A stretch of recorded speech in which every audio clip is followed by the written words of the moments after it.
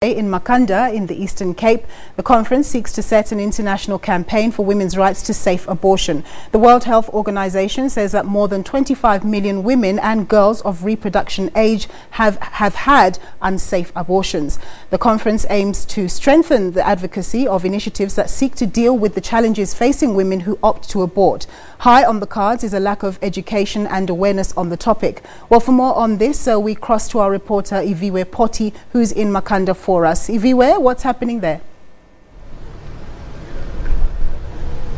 Well, definitely today the sessions are continuing, most of them running actually parallel, so we have to stop very quickly looking at some of the agendas that are set. But majority of the speakers today are actually speaking about the medical side to it, the medical theory and the medical studies that young doctors and nurses are actually going through. We did actually notice that in some of the countries it's only doctors that are allowed to perform these abortions. But with me, I'm going to speak to Dr. Willie Parker, who's an international activist, just to speak to us a bit more in depth, the doctor, in terms of how important it is to try and transform the medical field to help sensitize or for lack of a better word, educate young doctors and nurses on the social ills and the societal issues that people actually face that might push them in a direction where they find themselves having to opt for an abortion.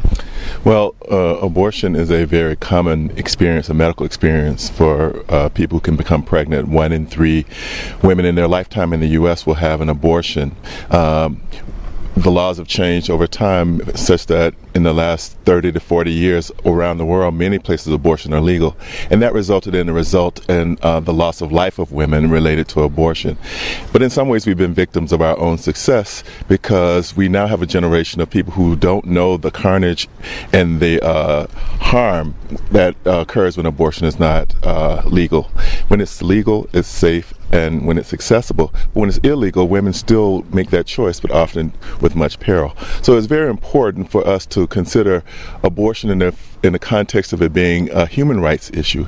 And as a human right, it's something that we should all endeavor to ensure access to.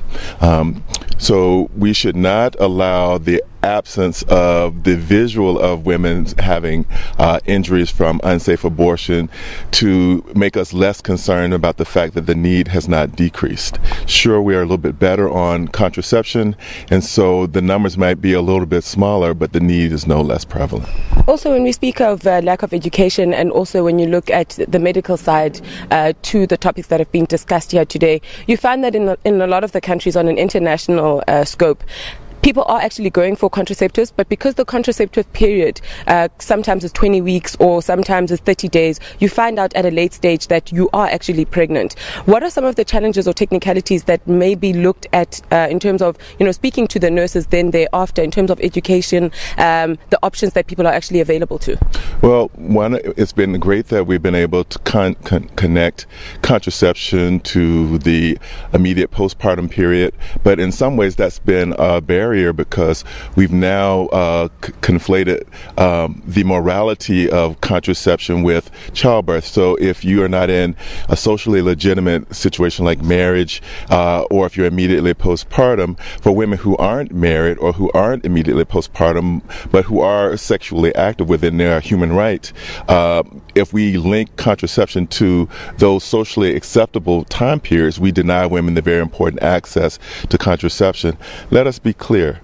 Abortions, if that is a bad thing, I don't happen to believe it is. I believe it's a necessary thing. But abortions come from unplanned, unwanted pregnancies.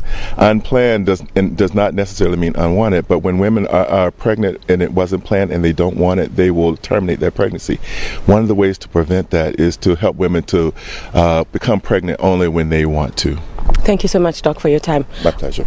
Well, Nompu, there we have it. The relative links between societal ills, the medical field, upcoming nurses and upcoming doctors being sensitized and also educated in terms of what they need to know while dealing with women that want to exercise this right and bringing it back home to South Africa. We are now in a session where we'll go back into where they're speaking about how women are actually looking at Muti as an alternative in terms of, in fact, dealing dealing with the backlash that they actually get when they do go to these public facilities. We'll keep updating you throughout the day, but for now it's back to you in studio.